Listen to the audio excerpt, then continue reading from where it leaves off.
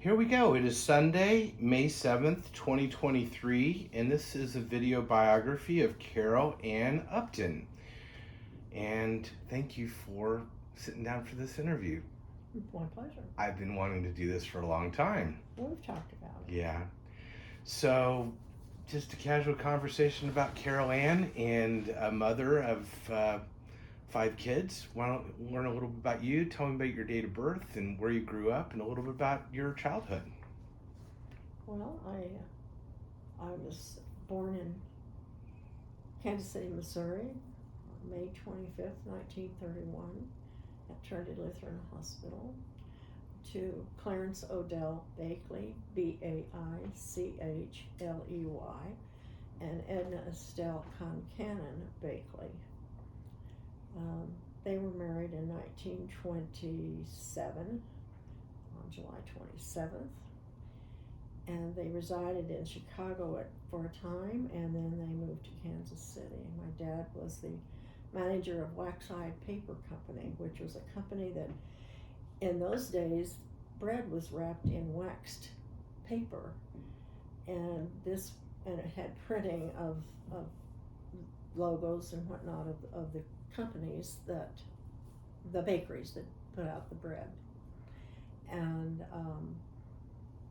it was quite an operation, and I think that's about all I can tell you of that. My mother had a baby before 2 years before I was born, a boy named William Patrick, and he died at birth, a forceps delivery, and he died at birth. So I think I was a bit of a surprise. And shortly after I was born, when I was 18 months old, for some reason my parents sold their home. And this was during the Depression. And they went to a boarding house at 32nd Street, 907 West 32nd Street. It's one house off of Carnes Boulevard in Kansas City, Missouri. And they rented an apartment on the 3rd floor. It was a 3-story home. And we took meals. It was a boarding house, and they took meals. We had breakfast and the evening meal.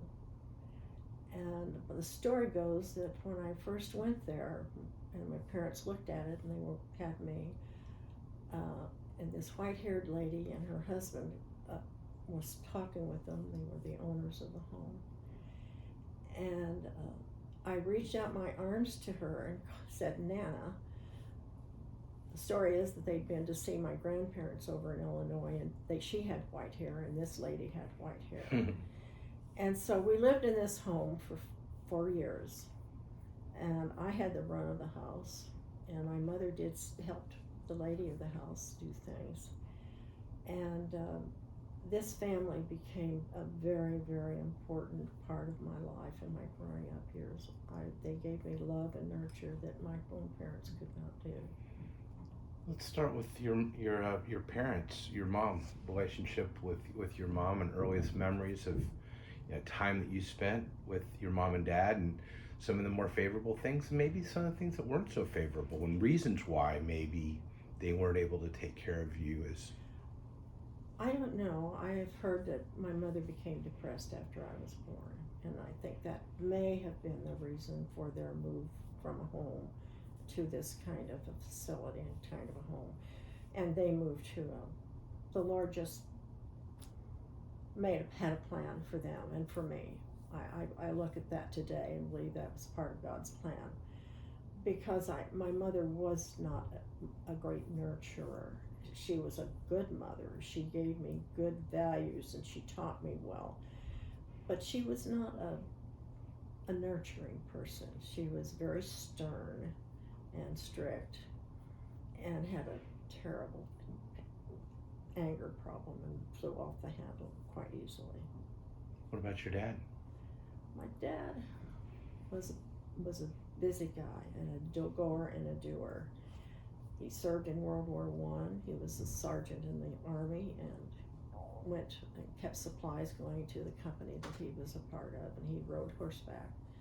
The story goes that he had 2 horses shot from underneath him in France or Belgium. He was in both places. He was in Belgium when the armistice was signed in November 11th, 1919. That's okay.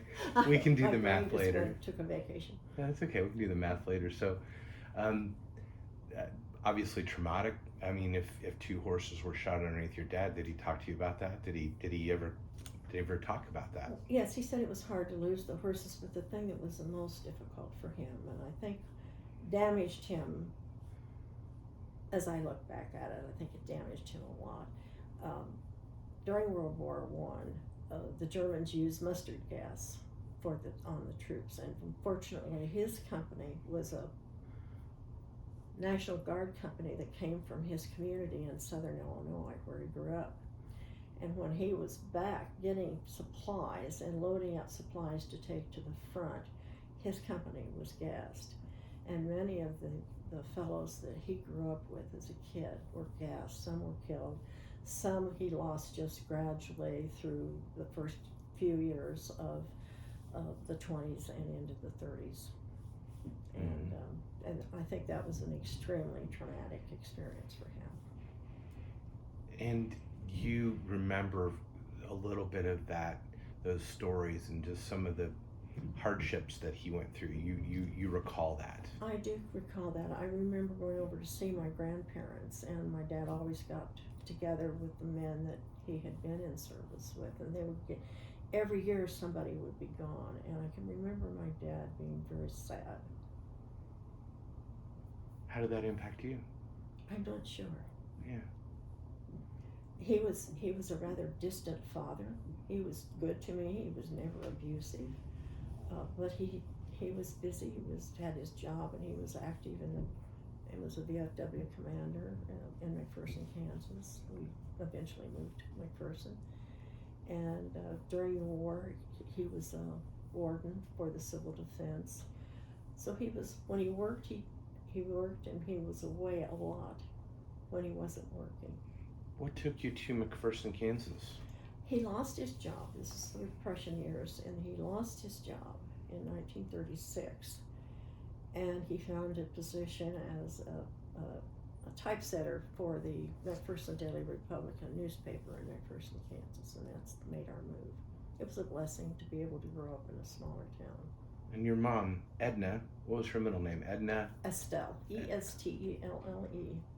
Did she work in McPherson? She did not work in McPherson. Mm-hmm. She was a homemaker. She helped out some with PTA, and she helped the Girl Scout leader sometimes when she needed help. I joined Girl Scouts. So she worked as a mother? As a mother and a homemaker. Okay. What kind of friends? Oh, I can remember during the war, she was a wonderful seamstress. And I remember during the war, one of the things that you had to do in McPherson, all the homes had to have blackout curtains. And I saw a lot of her friends didn't know how to sew. And I can remember black material on our dining room table. And she was at that sewing machine sewing those simple curtains to put up at the windows. What did you do for fun in McPherson? It's a small rural town in Kansas. You could go anywhere and it was safe. And I didn't have many friends. I spent a lot of time alone, and once I learned to read, Mother took me to the library when I was very little to get books, and library books were the most things that I did. When I was old enough to get a bicycle, I loved to ride my bicycle, and I could ride the bicycle all over town. In the summer, I loved to swim. Folks gave me swimming lessons when I was 5 or 6. And from then on, I'd swim. I'd go early in the morning, and then I'd go in the evening and go swimming. Ride my bike and go swimming.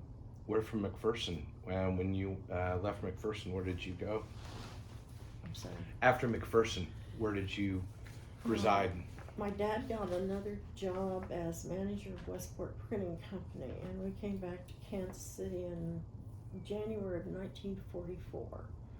And we went back to the home where I'd grown up from 18 months to age 5, and we stayed with Nana and John and their daughter and son-in-law, who lived in the apartment we lived in when we resided there. Where was that again?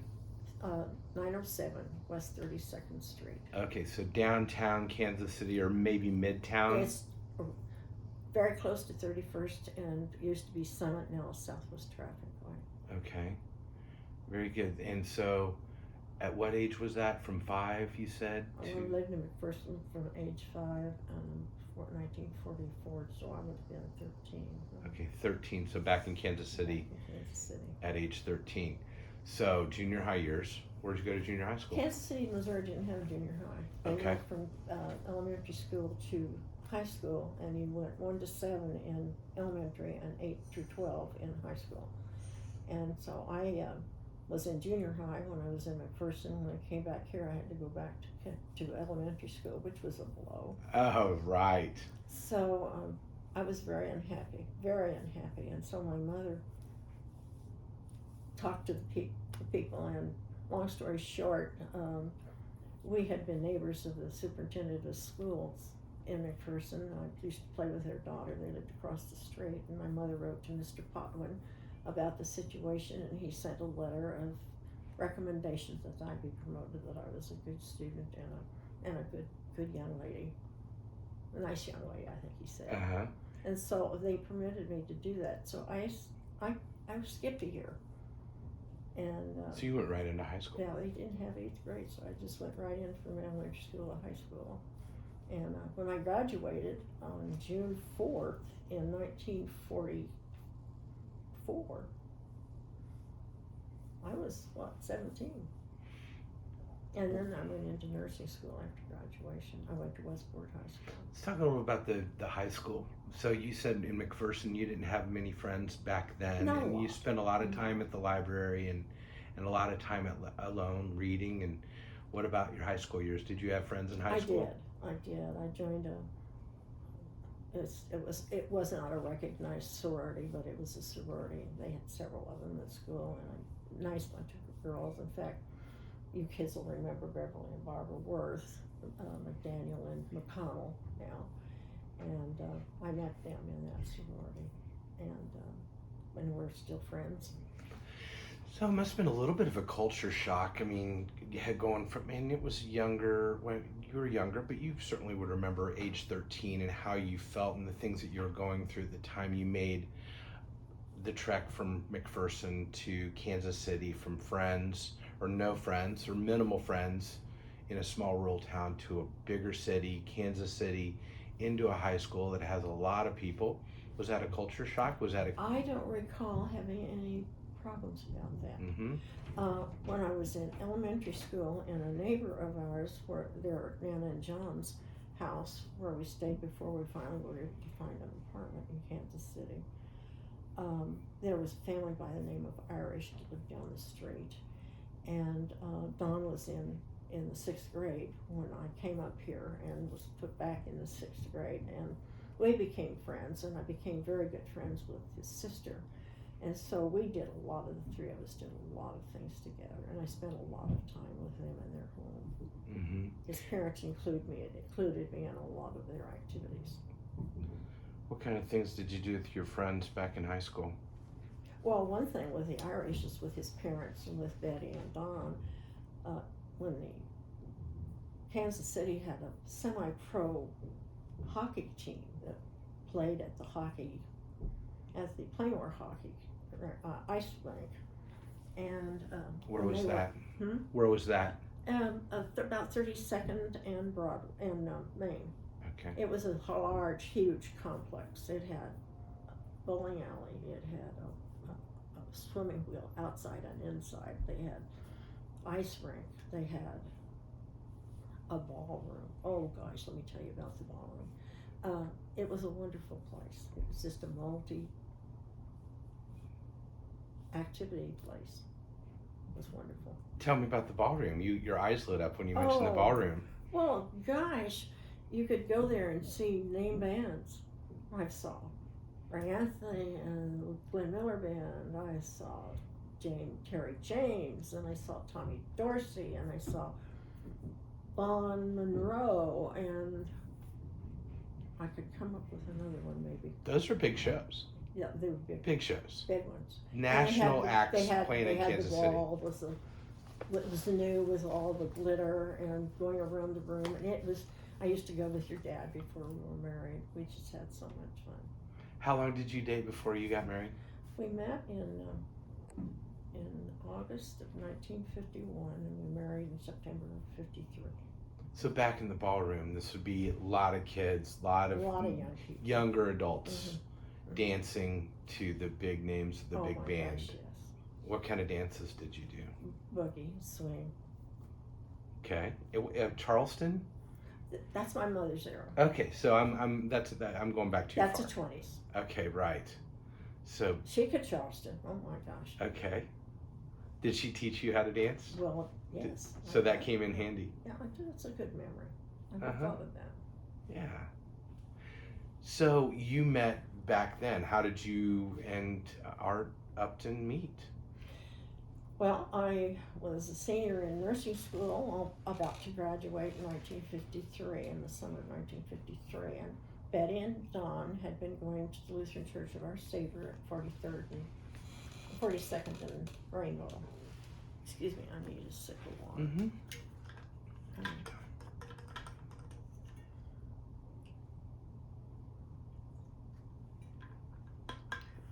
And when I was off on Sundays, Betty and Don would come by and pick me up, and I would go to church with them. And being in a Lutheran nursing school hospital, we had required chapel, and we had required Bible study on Sunday evenings that we had to go to. And I was favorably impressed with the teachings, and I decided that I wanted to be a member of that church. And so I took instructions, and I was baptized and confirmed in late July of 1951. Shortly thereafter, I had some friends from high school that went to that church, and they said, well, they were going to go to a softball game out in Overland Park at Segner Field, which is now Lewisburg Square on Santa Fe. And 87th Street. Mm-hmm.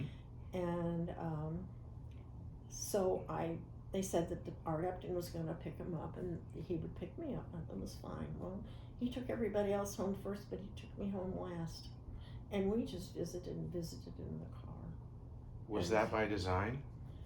Taking you home last? I think maybe it might have been. I Yeah? don't know. We never discussed that. I don't know. I never did ask him. Uh-huh. And what happened after that? That sounds like maybe it was the beginning. We just started dating. Started dating? Yeah, but one of the early dates, when we were just getting acquainted, he had served in World War II. He was a Marine Air Corps pilot. And he had a lot of questions, and he was very open with me about some of his concern. He's 9.5 years older than I am. And we just visited, and one night, where we lived, it was a two-story, it was a duplex, it was bottom floor and a top floor. We lived on the top floor, and there was a gas light in front of our house that you could look down on from our front porch. And we were out there, and we just visited and visited. It was a Sunday evening, and looked over in the east, and whoops, it's getting a little light over there. So we had talked most of the night. And I went up the steps, and my dad was sitting in his chair, and I could see his cigarette glow as I got to the top of the steps. And he said, "Where in the hell have you been?" I said, "Well, I stepped downstairs talking to Art." He said, "Well, how in the hell am I supposed to know that?" Mm-hmm. So he was not very happy with Art at all. So the next day after work, it was a little hard getting up and going to work and being at work at 7 o'clock when I didn't get into the house until 4. But anyway, we got up and went to work and surgery at Trinity, and came home that afternoon late. I got a phone call, and it was Art, and he said, "I am so sorry. I really apologize." And he was just very contrite. And he said, "I'd like to come and talk with your parents." And I said, well, my dad's not very happy. And he said, I don't blame him. He said, I got the business from my parents too. Here he was 32, 31, I guess. Yeah. And his parents were not happy. So Art came upstairs, and in those days, men wore hats, and he had a Panama hat on. And he came to the top of the steps, and as he turned to come into the living room, he took his hat off and he threw it on the floor next to my dad, who was sitting in the chair where he was sitting the night before. And he said, can I come in? And my dad started to laugh. And that broke the ice. And Art came in and apologized. And out of a sign of respect, he threw his hat down and said, I made a mistake. It was symbolic. Is that what it was? He was. And I think that just showed my dad what a man of integrity that Art was. He wasn't some kid that was trying to make love to a gal in the first or second date. So 22 years old, he was roughly 31, 9.5-year differential. How much did that play in on the decision for you and or him to continue with the relationship? Was that an important piece of it? We the just age enjoyed differential? being together. No, age was never a problem. We never even discussed age. Mm-hmm. Never discussed age. So, how long did you date ultimately? Well, from August of 51 until September of 53. We Okay. got married 19th of September, 1953. September 19th, 1953. Yeah, that's kind of an important date, isn't it? It is an important date. Because we September shared 19th, the 40 wedding years day. later, Sydney and I got married. And we had, at that point in time, we waited about 5 years before we had our first child. So you waited a few years as well, if I'm doing the math correctly. 53 to 57. Mm-hmm. And that was the start of a pretty active next 7 years. It certainly was. Because you had your first child, Ellen, at the age, you would have been at that point. Well, 57, and I was, my birthday was May, so I was 25. 25 years old. And then about a year and a half later, 14 months later. About 14 months, Leanne. Yeah. And not too long was 1959. So that was Pat. That was Pat. And then 1960, Carolyn. 61. 61, right? Thank you. And then 63. 63. Yeah. Okay. So let's talk a little bit about the last two, Carolyn and Charles. You mentioned you were maybe an accident. What about that, Carolyn and Charles? I really was not supposed to have any more after Carolyn. We had 2 more. 2 more. Yeah. So tell me about that period of time, 7 years and 5 kids. I've rarely heard of it kind of that close together. That close together and experienced and Well, asked it was anybody an about that. experience because I'm an only child. What Yeah. did I know about Yeah. kids? I didn't do much babysitting. Yeah. And I made a lot of mistakes. Yeah. It was not easy. What was the hardest part? Just being on call all the time. Very little time to myself. I think that was probably the hardest thing. And then when money was a difficult thing, it was a hard thing. So you weren't working during that period of time? No, after Ellen was born, I didn't want it. What was Dad doing? What was Art doing at that He time? was selling, he was a salesman for a meat packing place. He originally worked for Iowa Meat Packing, and then he left that and went to Armour and Company in Kansas City, Missouri. He was traveling with Iowa. And then he got a job with Armor, and just weren't making enough to cover our expenses with Ellen and Leanne. And he finally decided that he needed to find another job, and did some checking and found, in those days, things were much more relaxed, and he got a job as a sales representative for a pharmaceutical company. He had no background in chemistry, he had no background in medicine, but he got this job selling pharmaceuticals. I don't get it, but that's what he did. And Was so it welcomed? what did I do? Well, he had a lot of studying he had to do, and I dug out the anatomy book and my pharmacia book, and anything that I thought would relate and help. And I helped him learn the systems of the body, because he had to know that for his. And he had guides from the company to learn these things, and I was just able to reinforce what he did and help him with that. We spent a lot of time together in the evenings when we get the kids to bed and studying and working. So was that a welcomed job? Did it help out financially? I know the financial strain with 5 new kids at that time probably had to be something. Was it welcomed news? It certainly was a welcome increase in salary, and it required a move to Topeka. And so we moved to Topeka, and I was expecting Pat at that time, and we lived in a little small house on Watson, 730 Watson in Topeka, Kansas. And she and Ellen is sitting over here out of the picture view.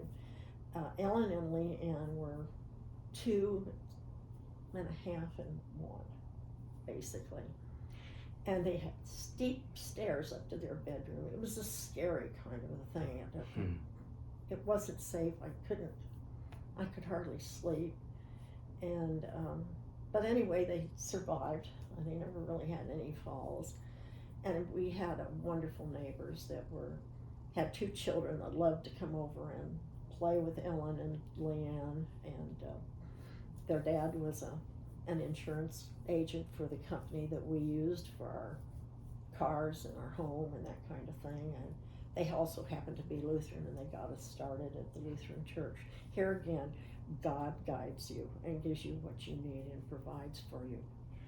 And without Virgie and her husband, and I can't remember those kids' names, Sharon and I can't think of them right now, but they were wonderful. So 1959, you were pregnant with Pat, and you were in Topeka at that time. At what point did you move from Topeka back to Overland Park? When was that? It was after Pat was. It was in October after he was born. The previous December. Okay. I'm trying to think. He was born in 59, and December of 59. So it would have been in 60. It would have been in October. So the next year after Pat was born. So he was basically a newborn, months old, when you moved back to Overland Park. When you moved back to Overland Park, you moved into 86. We moved back into the house. We'd rented our house, and those people were leaving. It just, here again, God provides. The people were leaving. They were moving. We were going to have to find new renters, and we just decided to move back into our house. Did you purchase it at that point in time? No, we purchased it in.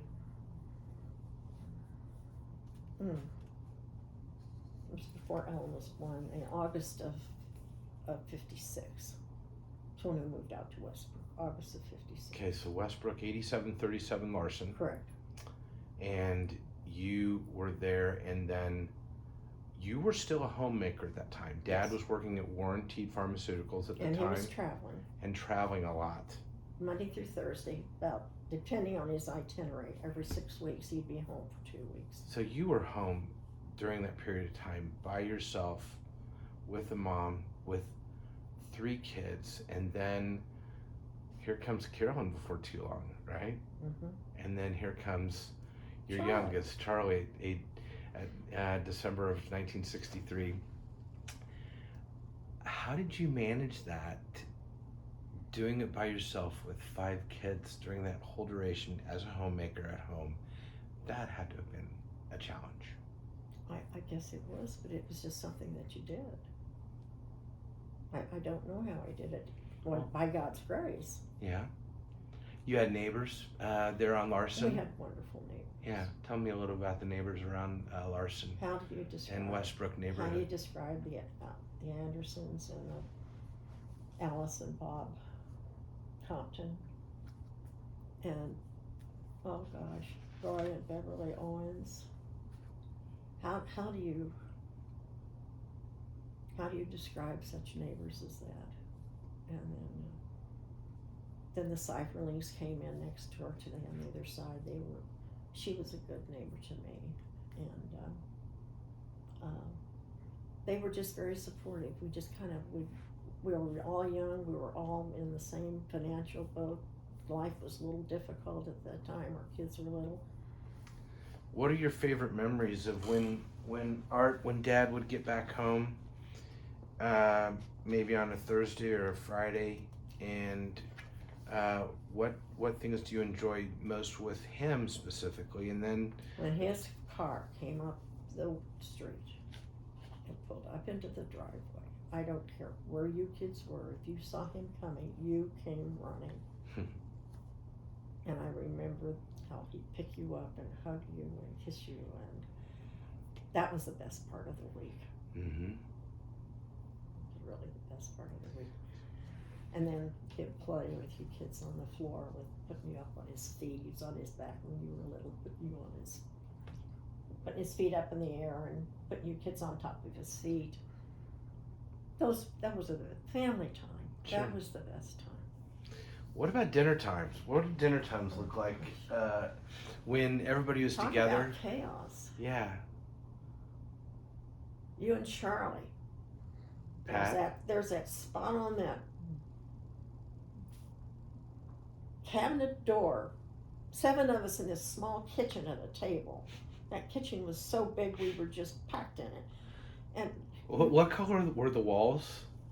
well, they depended. Well, yellow at one time and Turquoise. A turquoise Yes. color, right? But I remember you and Charlie, you and Pat could always find games. You always picked out games, and you had a little game. And you'd take your napkin and wad it up, and you'd throw it at this spot on a knothole kind of a thing in the cabinet, and aim for that thing, and hope it would land in the basket. Bank off of the cabinet, back against where the trash can sat to the left of the stove. Mm-hmm. And I had one who didn't like peas, and he'd shove the peas in his napkin. I don't know who that was. I don't know. What about recreation with the family? 7 people. What did you do for family vacations? What did you enjoy about family vacations? What were some of the favorite places that you went with the family on vacations? Most of the summer was spent in taking baseball. You boys were very active, 3 and 2, and went to a lot of practices and a lot of games. The girls were all involved in other things, and we would Girl Scouting mainly, and so there was a lot of activities. You kids were always involved in something, music lessons or sports. Vacation time was 2 weeks. Your dad had 2 weeks off, and fortunately, there was unrestricted use of the company car when you kids were small and when we were doing our traveling. Had it not been that way, and the gasoline paid for it, I'm not sure that we would have been able to take all these vacations where we went. So the pharmaceutical industry wasn't like a cash cow for the family. No, it wasn't for us because your dad was with a small company. He did not have a pharmacy degree. There were a lot of factors, and so had we not had 5 children, it probably would have been a little easier. Our salary had to take care of 7 people. Sure. so that the ability to have unrestricted use of the company car enabled the ability to go travel a little bit at It did. least. It did. We bought a tent. It was 10 by 16. Your dad bought a utility trailer and packed the tent, 7 sleeping bags.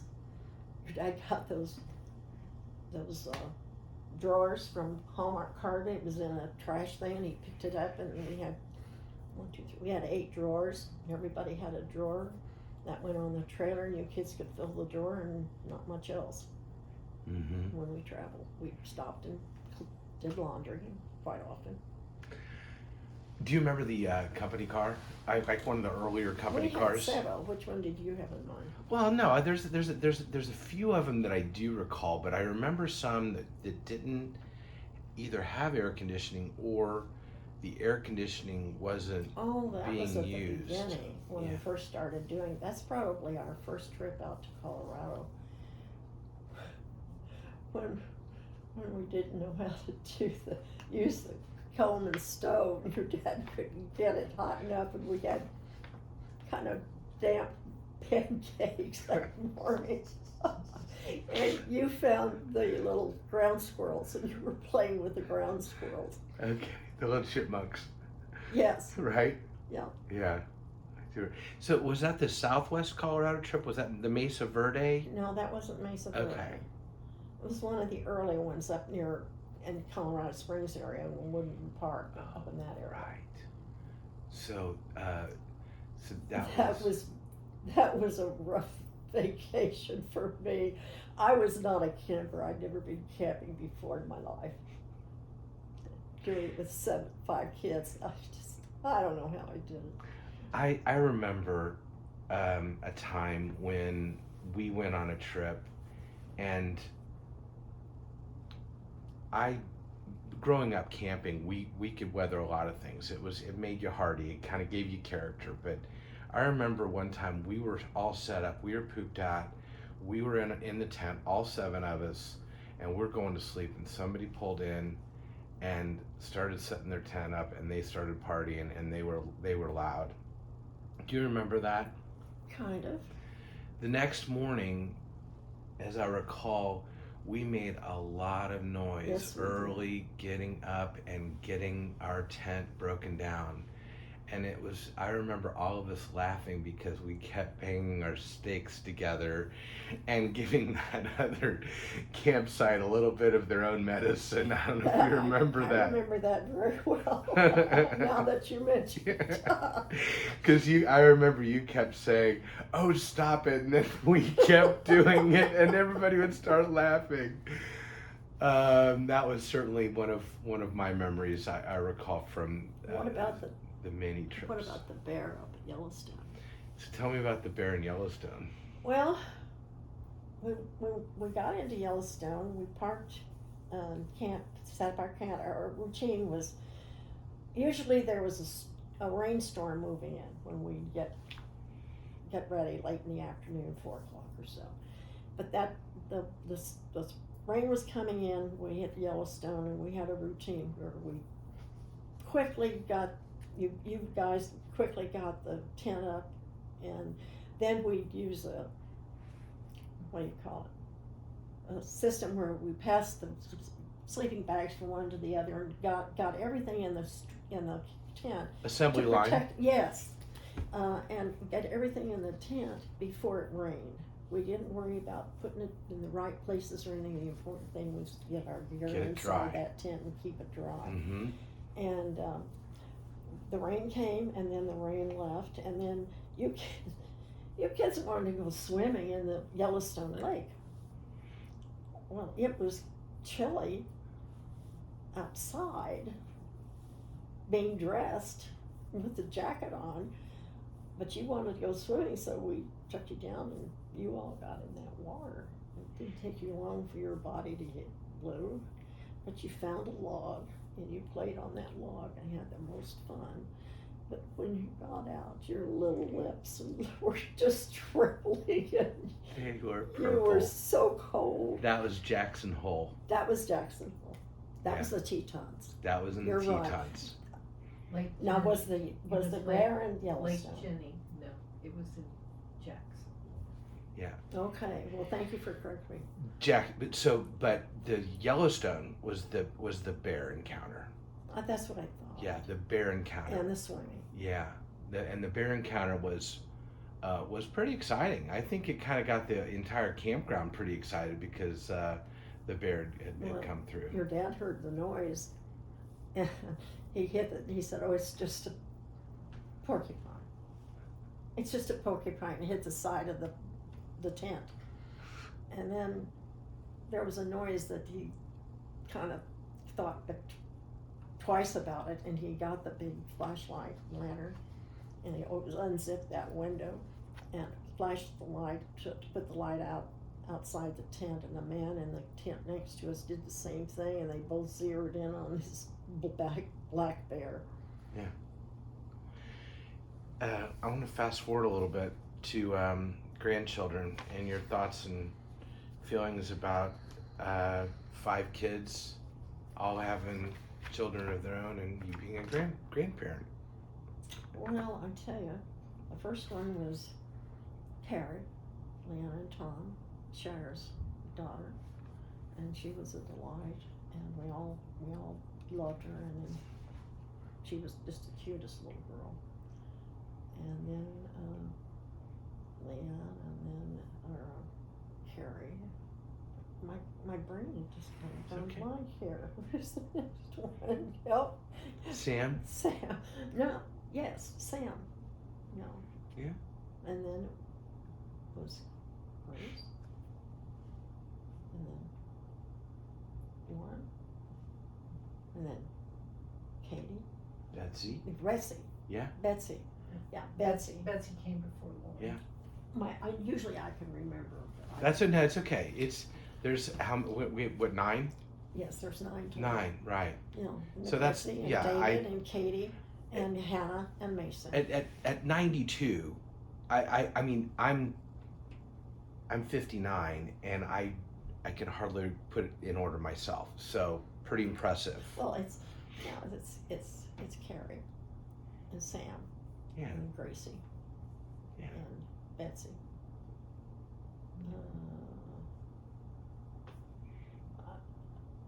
Oh yes, we do have Lauren. Oh, Lauren, who's now living in Montana and living a life. Mm-hmm. And and then Katie and Hannah. Betsy, David, Katie, Hannah, and Mason. Yeah.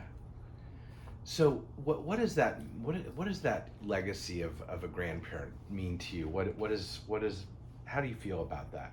Well, they're just a joy.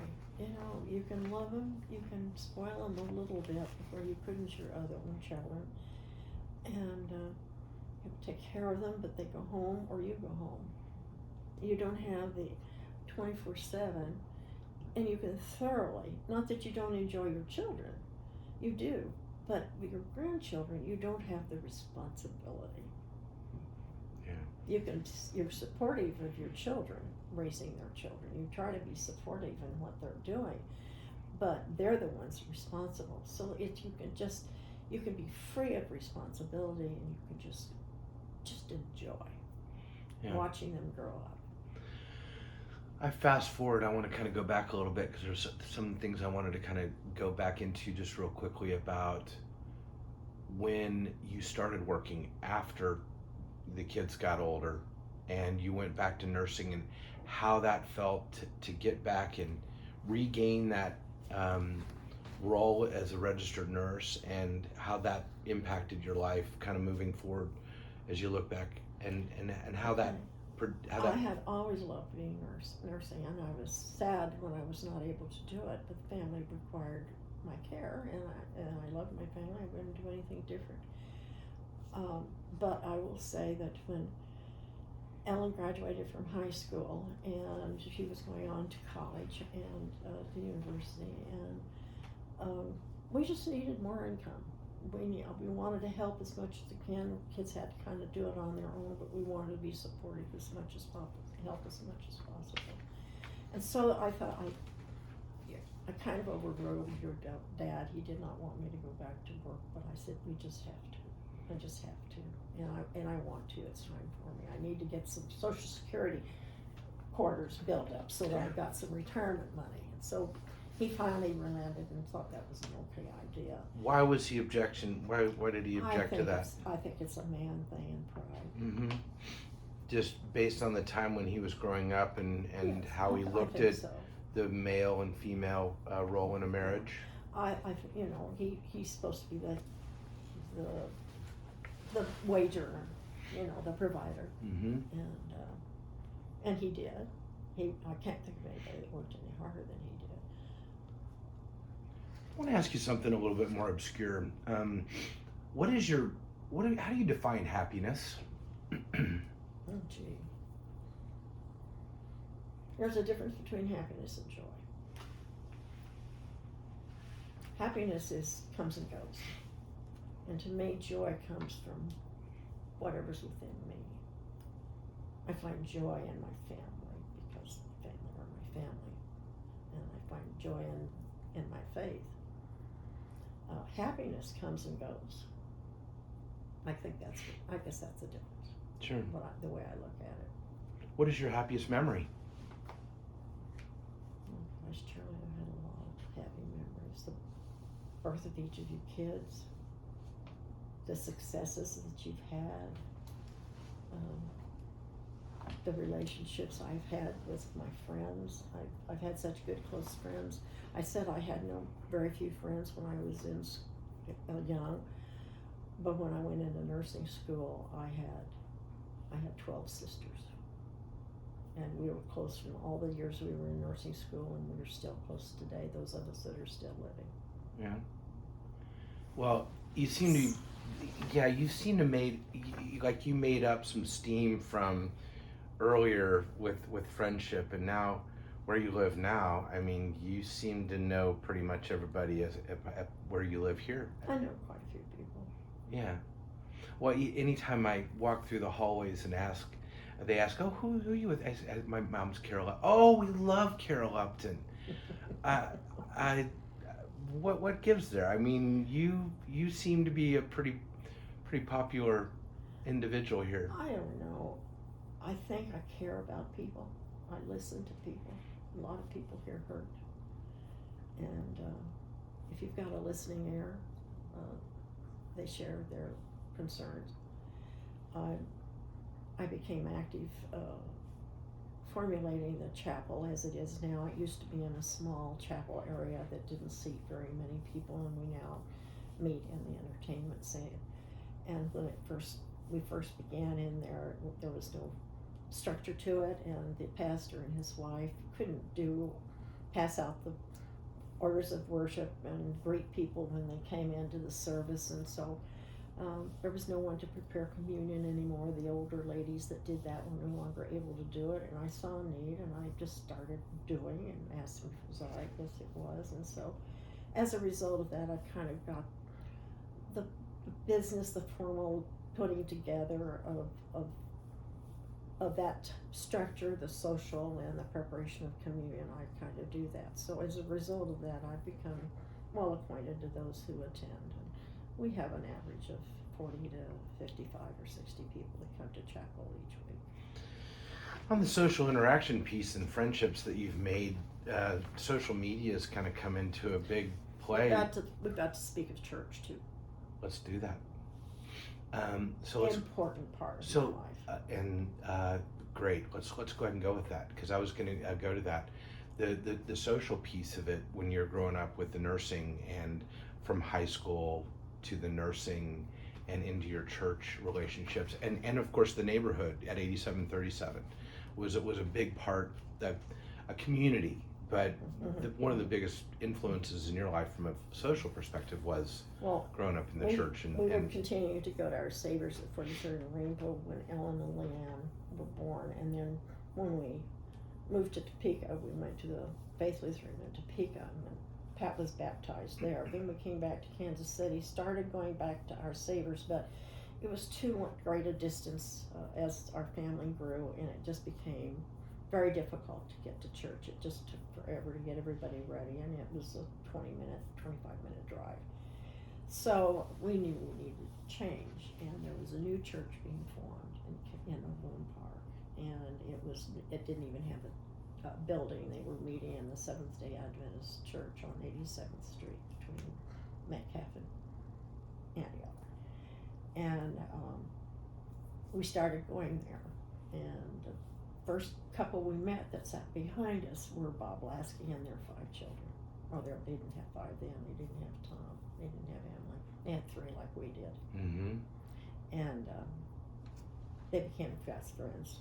And anyway, I was very active in church. I was part of a circle when the kids were small, and then I had to stop, and then I went to work, and I wasn't very active at all. And then my pastor asked me to be a Stephen minister, and I did that, and then he wanted me to be a leader, and then I went to St. Louis and took the training for that.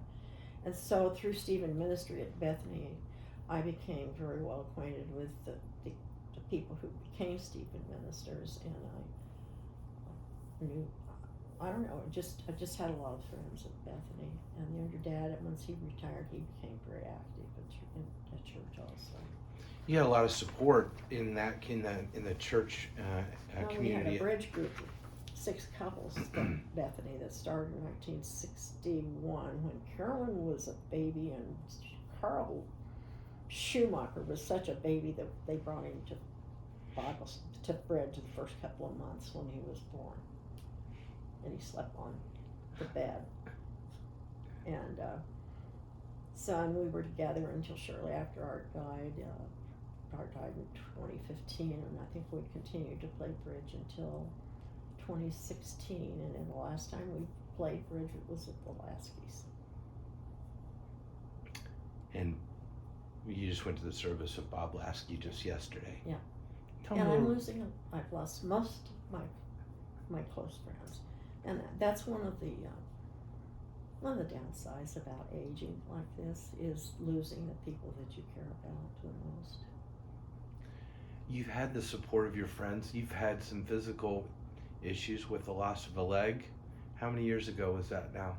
It'll be 30 in November this year. 30 years. Mm-hmm. What would you, for someone who is facing a physical adversity in their lives, you've been able to overcome the loss of a leg pretty well over the years. What would be your best advice for somebody who's facing something similar, a physical disability or a physical issue? What would be your advice to that person, because you seem to overcome it so well? Well, at first it was not very easy. It was depression, and you concentrated on on the things you cannot do, and I cannot do this. I can't do that. I can't do that. And then one day I was reading the Bible. It was in Isaiah 40, chapter 40, and a phrase in it said that you can walk and not be afraid. I believe you can walk and not be afraid. And I thought, I'm not going to walk again. Oh, I'm not going to walk like I did, but I will walk again. I will walk again. And so then I refocused my thoughts by God's grace and concentrated on the things I could do. I still have my mind. I still can teach Stephen ministry. I don't have to have two legs to teach Stephen ministry and recruit Stephen ministers for caregiving in our church. There was so much I could do. I was sad because I couldn't get down on the floor and play with my babies, Sam and Carrie and Grace and Betsy. And that was sad. But other than that, I could do most anything. We traveled within the country. We didn't make any out of country trips, but we traveled. We went to visit Ellen in Colorado and Carolyn and Steve up in Seattle, Baltimore, Florida. Yeah.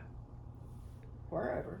So really the focus is more on the things that you could do and can do rather than the things that you couldn't. Isn't that what we should always be doing? And it seems like after you just described that there are so many more things you can do than the things you're limited because of a disability. It's a question of mind over matter and faith and support. What would I have done without the support of Art and you kids? What would I have done? You know, at age 92, And friends. Yeah. And friends. at age 92, you still have got an incredible memory. What do you owe that to anything other than genes, or do you owe that to exercise? Do you owe that to just working your brain? Tell me, is there any magic there? I don't think there's any man. I do think it's good genes, and for the most part, I was overweight for a lot of years, and I as a result of that, I think I've had arthritis that has created a lot of problems for me. But I've lost the weight and I'm feeling better. I think losing weight and maintaining a good, healthy lifestyle is probably the biggest important thing for people. You don't seem to shy away from technology.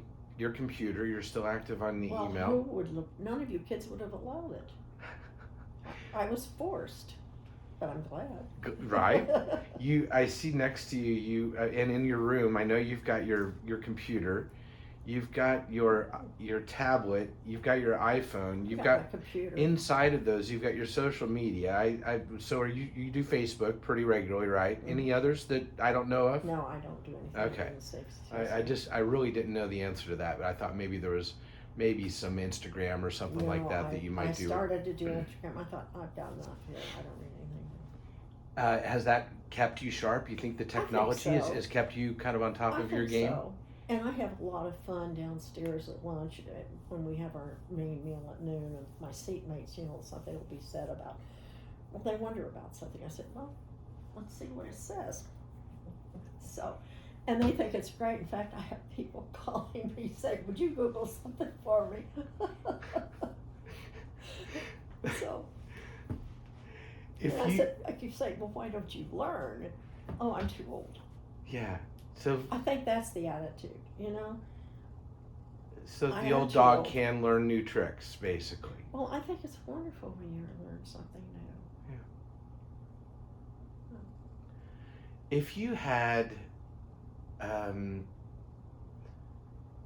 one thing to offer as advice of someone who's lived a wonderful life for 90, do you feel like you've lived a wonderful life? Yes, I think for the most part, yes. I've been, in retrospect, and as through Bible study, I've come to realize that the Lord has a plan for our lives. And I think about how He has. I did a Bible study years ago where, have you got enough time for this?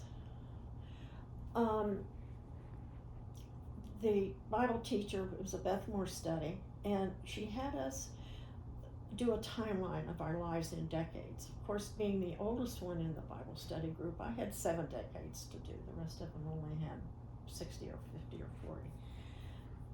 And take each decade and identify someone or something that you recall that blessed you.